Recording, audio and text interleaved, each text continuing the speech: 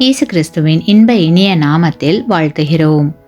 இன்றைய வேத வசனம், தேவ வசனத்தினால் உண்டாகும் பொறுமையினாலும் ஆறுதலினாலும் நாம் நம்பிக்கை உள்ளவர்களாகும்படிக்கு முன்பு எழுதியிருக்கிறவைகள் எல்லாம் நமக்கு போதனையாக எழுதியிருக்கிறது.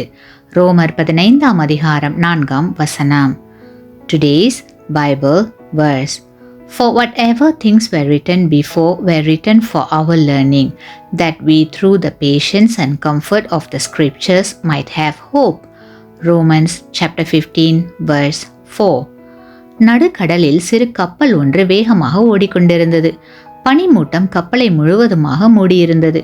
இப்படிப்பட்ட நிலையில் கப்பல் வேகமாக ஓடிக்கொண்டிருந்ததால் பயணிகள் கோபத்தால் கொந்தளித்தார்கள்.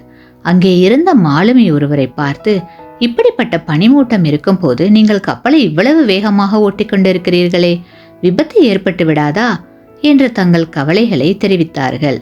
அப்பொழுது அந்த மாலுமி, கப்பலின் நடு கம்பத்தின் உச்சத்திலே கப்பல் கேப்டன் உட்கார்ந்திருக்கிறார். இந்த பனிமூட்டம் கொஞ்ச தூரத்திற்கு தான் இருக்கிறது. அதற்கு மேல் பனி எதுவும் இல்லை.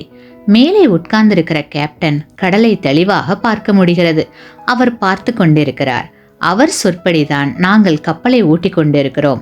நீங்கள் பயப்பட வேண்டாம் என்றார். கிறிஸ்துவுக்குள் அன்பான சகோதர சகோதரிகளே, நம் வாழ்க்கையில் நம்மை சுற்றிலும் வேதனைகளும் வருத்தங்களும் நம்மை அழுத்தி கொண்டிருக்கலாம். ஆனாலும் பொறுமையோடு இருக்க வேண்டியது மிகவும் அவசியம். நான் பொறுமைக்கு உதாரணமாக இருக்க வேண்டும் என்று ஒவ்வொருவரும் தீர்மானிக்க வேண்டும். என்னுடைய நோக்கத்தை மற்றவர்கள் பாராட்டினாலும் பாராட்டாவிட்டாலும் நான் நல்லது செய்ய வேண்டும் என்று தீர்மானிக்க வேண்டும்.